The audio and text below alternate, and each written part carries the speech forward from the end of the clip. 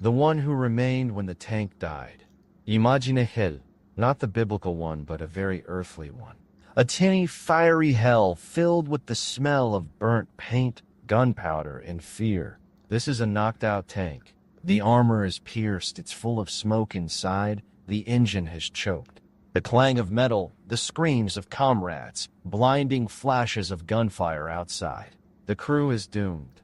Enemy infantry is already running towards you, knowing that the steel fortress is immobilized.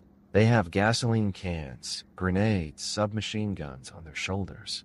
Their goal is to climb onto the turret, peek into the hatch, finish the job. And at this very moment, the last moment of the tank's life, its second voice was born. Not the thunderous roar of the cannon, but a furious, dry, staccato crackle. It was him speaking, the DT-29, the machine gun that did not surrender, even when its home was mortally wounded. It was the last line of defense, the last chance. When everything else had already failed, its barrel still stared out from the ball-mount embrasure, spewing lead at those who came to kill. And then the most amazing thing happened. The tankers, preparing to die, performed a desperate maneuver. They tore it from its rightful place, attached the folding bipod to it, pulled it out of the hatch, and burst outside, right into hell. And this tank machine gun in their hands was suddenly transformed. It became their personal sword, their pass out of the steel trap back to their own. It paved the way with fire. This is not a story about some secret or elite weapon. This is the story of the most mass-produced, the most workhorse, the most everyday machine gun of the Great Patriotic War. It didn't have a loud nickname, like the Stuka or Katyusha. The soldiers didn't give it an affectionate name. It was just the DT, like a hammer, like a wrench, a tool. But it is such tools that win wars. Not single masterpieces of weapon art, but millions of simple, reliable, fail-safe mechanisms that can be trusted to a tired, frightened, but unbroken man.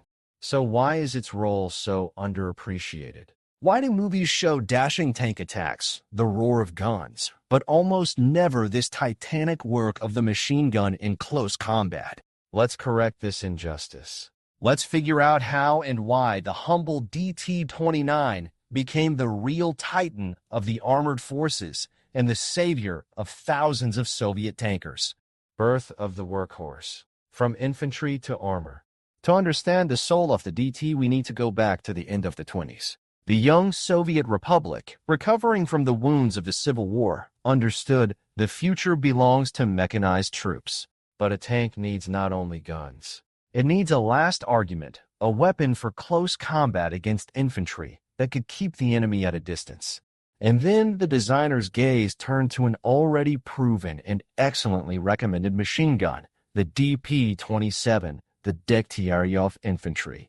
This was a weapon that soldiers had already come to love for its reliability. The principle of its operation was genius in its simplicity, the removal of powder gases from the barrel, which pushed a piston, which in turn unlocked and rotated the bolt, ejected the spent cartridge case, and chambered a new round. All genius is simple, but a tank is not a trench.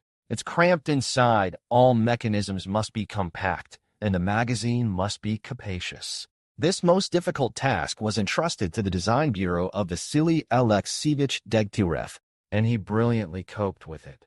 What was changed to create the tank version? The stock. Where to put a long wooden stock in a cramped tank? Right, remove it. It was replaced by a folding metal buttstock. At first, it was a T-shaped construction, later a more convenient pistol grip. This was not for comfort, but for survival. You could grab this grip and literally tear the machine gun out of its mount in a critical situation. The magazine. This was the key improvement. The infantry DP had a 47-round disc. The tankers, fighting in conditions of monstrous stress, needed more ammunition without frequent reloads. For the DT, a new enlarged 63-round disc was created. Imagine almost one-third more continuous fire. In close combat, where every second counts, this was a colossal difference. The body of the machine gun. It was made more angular, adapted for mounting in those very ball mounts, which we will discuss separately. The barrel was shortened so it wouldn't stick out too much and get caught on obstacles. Removable bipod. This was an element of genius foresight. Folding bipods were supplied with the machine gun, stored separately in the tank. Why? The designers already understood then. The crew might find itself in a situation where it would have to leave the vehicle and continue the fight on foot. And these unassuming iron sticks turned the tank machine gun into a full-fledged light machine gun. This was not just an option, it was care for the crew's life. Thus, in 1929, the Degtyaryov tank model of 1929, the DT-29 was born. It inherited from its infantry brother the main thing, the soul, that same simple and reliable automatic action that did not fail in the harshest conditions. The economics of victory. Numbers more impressive than any blockbuster. Now let's look at the issue from a different angle, the economic one. War is not only about feats of arms, it is also a gigantic, total industrial effort. And here the DT-29 proved to be a real economic genius. The production feat, make it as simple as possible. The wartime motto was simple. Simpler, even simpler. The DT's design perfectly matched it. Imagine, in huge factories where women and teenagers stood at the machines, complex weapons had to be produced in thousands of units per month. The DT allowed this to be done. Unification. This is the magic word. About 80% of the DT-29's parts were fully interchangeable with the parts of the infantry, DP parts of the infantry, DP-27. What did this provide? Simplified training. A soldier familiar with the DP already knew how to disassemble, clean, and fix malfunctions on the DT. Faster repairs. A field workshop didn't need to keep separate spare parts for tank and infantry machine guns. A DT broke down, they installed a part from a DP, and it was back in action. Cost reduction. One assembly line, one set of tooling, one set of technological charts. This meant colossal savings in time, resources, and money. Numbers that astound. The total number of DT machine guns of all modifications produced is estimated at approximately 800,000 units. Think about that number, 800,000. That's more than the entire population of a city like Taliadi or Kaliningrad.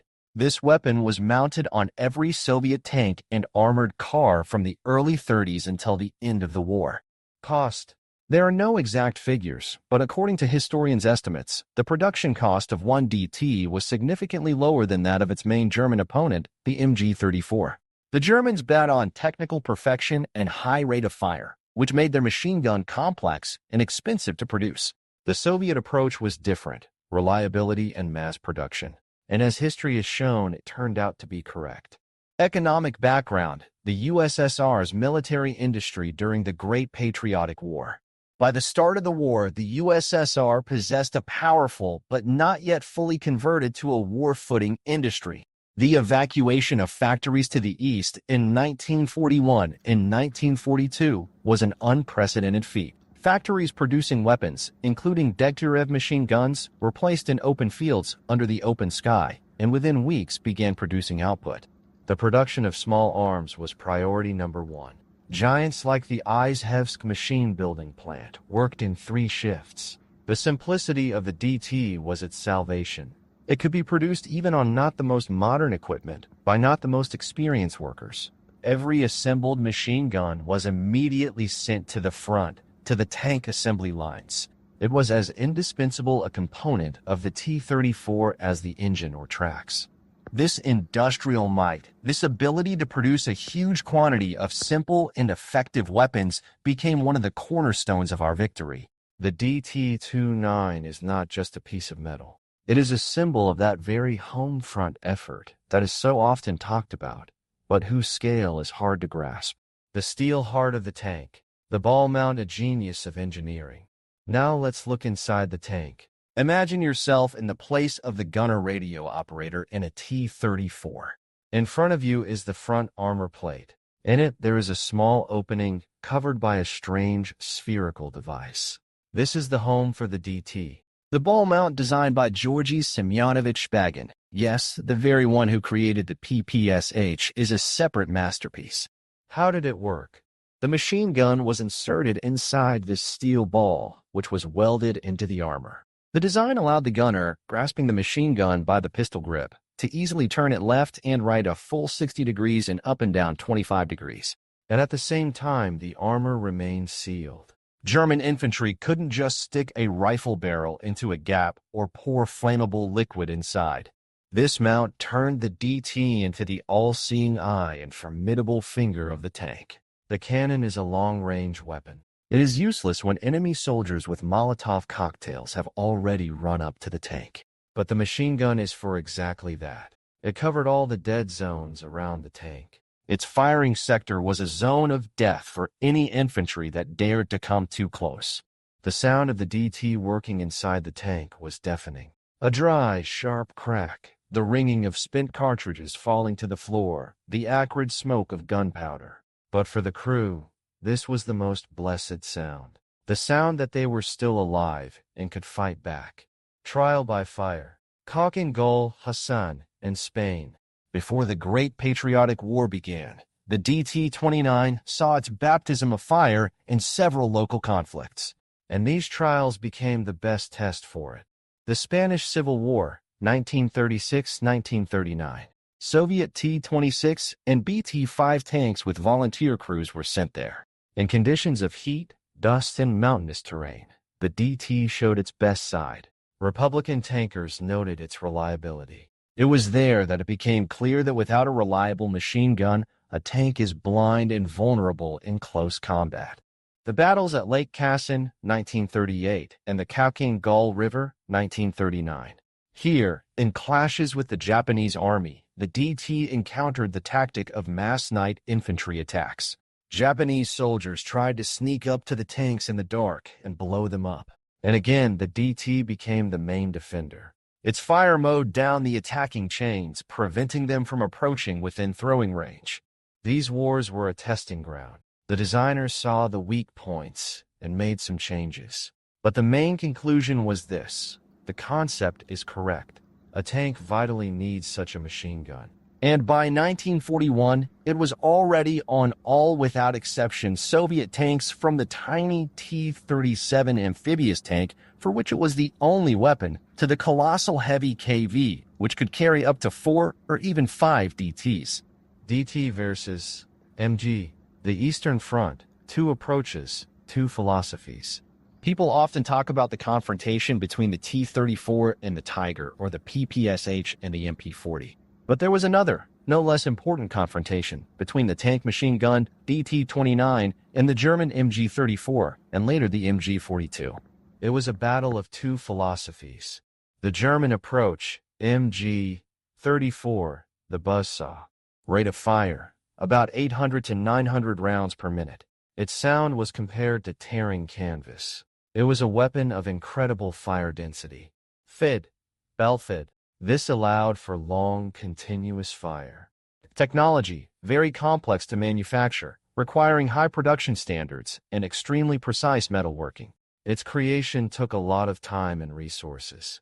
In the tank, the Germans installed the MG-34 in tanks both in the coaxial mount with the cannon and in the hatch for anti-aircraft fire. But it had a fatal flaw. It was terribly sensitive to dust, dirt, and carbon fouling. The belt feed mechanism was capricious. In the dusty roads of Russia and Ukraine, it often clogged and failed. The Soviet approach, DT-29, the Workhorse. Rate of fire, only 550 to 600 rounds per minute. Slower, more economical. Feed, 63-round disc magazine. Reloading took more time, but the magazine was more reliable than a belt in dusty conditions. Technology, incredibly simple, rough, but fail-safe. In the tank, its main trump card was reliability. It always worked. In the 40-degree frost near Moscow, in the dusty hell of Stalingrad, in the mud of the spring Rasputitsa. It could be dropped, drenched in water, covered in mud. After a simple disassembly and cleaning, it would fire again. Who won this confrontation? The philosophy that best suited the conditions of the war on the Eastern Front won.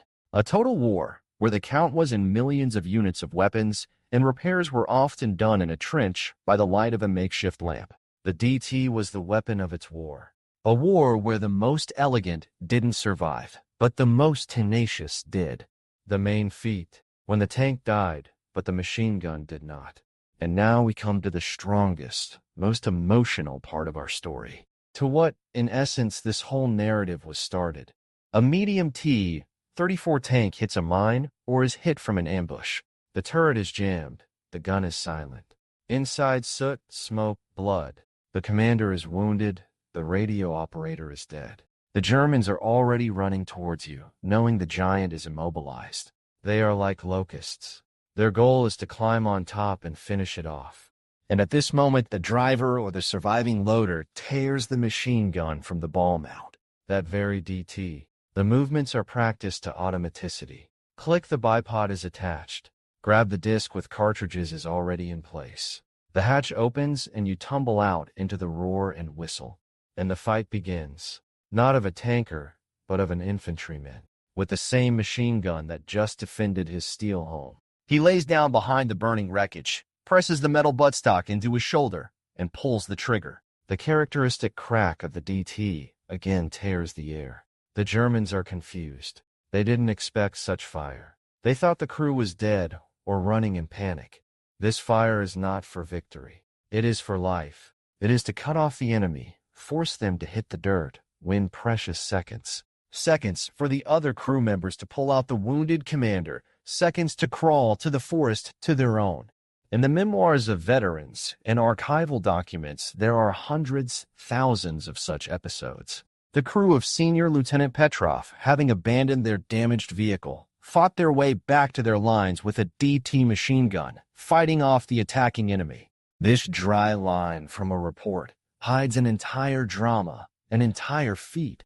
The DT at this moment was more than a weapon. It was a symbol of resilience. The tank is killed, but the tankers are alive, and they continue to fight. For the infantry, who saw people with a disc-fed machine gun jumping out of the smoking wreck of a 34, this sound was music. Ours. The tankers are with us, and it gave strength. Here it is, the true devilish genius of this weapon. It's double life. In the tank, a steel sentry. Outside the tank, a personal weapon of salvation, the last argument of a doomed but unyielding crew. Evolution. The DTM and the sunset of a legend. The war did not stand still. Weapons evolved. By 1944, the modernized version of the classic DT-29, the DTM-M for modernized, came to replace it. What was changed? The barrel. It was made more massive so it would overheat less during intense firing. The return spring. It was moved from under the barrel to a special tube in the rear of the receiver. This simplified disassembly and made the design even more reliable. Manufacturability. Production was further simplified, and some less necessary parts were removed. But the design didn't change radically. Why change what already works perfectly? The principle of, if it ain't broke, don't fix it, suited the DT perfectly. After the great victory, the DTM did not fade into oblivion. It remained in service with the Soviet Army for many years on post-war tanks and armored personnel carriers. It fought in Korea, in Vietnam, in the Middle East, wherever Soviet armored vehicles ended up. Its sunset came naturally with the arrival of a new generation of machine guns such as the SGMT, Goryanov's mounted tank machine gun, and later the PKT, Kalashnikov's tank machine gun. They were belt-fed, had a higher rate of fire, and were better suited for engaging lightly armored targets. But even in leaving, the DT left its mark. Simplicity, reliability, and unification, these principles, laid in its foundation, became the main postulates of the Soviet school of weapon design and were brilliantly realized in the creation of Mikhail Kalashnikov. The quiet fame of a titan. So what is the DT-29? It is not just a machine gun. It is a symbol of resilience, simplicity, and an almost human-like loyalty to its crew. It did not shout about itself with loud names. It simply did its job. Day after day, year after year. It protected, it killed, it saved. It witnessed thousands of feats and tragedies. It saw fear and courage in the eyes of 19-year-old boys who became tankers. It was charred in the fires of knocked-out vehicles and froze in the winter steppes. Its history is the history of war without embellishment. A war that is won not only by genius commanders, but also by workhorse weapons, women at factory benches, and simple soldiers who held their reliable, fail-safe weapons until the last cartridge. The next time you see an old T-34 tank in a museum, come closer. Peer into that very small ball in the front armor. Place your palm on it. It seems that through the cold metal, you can still feel its pulse. The pulse of the one who remained until the end. Friends, if this story resonated in your heart, if you now look at that war and that simple but genius weapon that forged the victory differently, do the following. Write in the comments. What did you feel while reading this story? Did your family have any connection to the tank forces? Do you know other stories about the DT? Share this story with friends who are interested in history. Let as many people as possible learn about the true, quiet hero of the war. And of course, subscribe to our channel and click the bell. Ahead of us are many more unknown, amazing stories, from the First World War to modern conflicts. We will debunk myths, talk about the fates of people and technology. I promise, it won't be boring. Thank you for staying with us until the very end. Value history. Remember the feats. Until we meet again.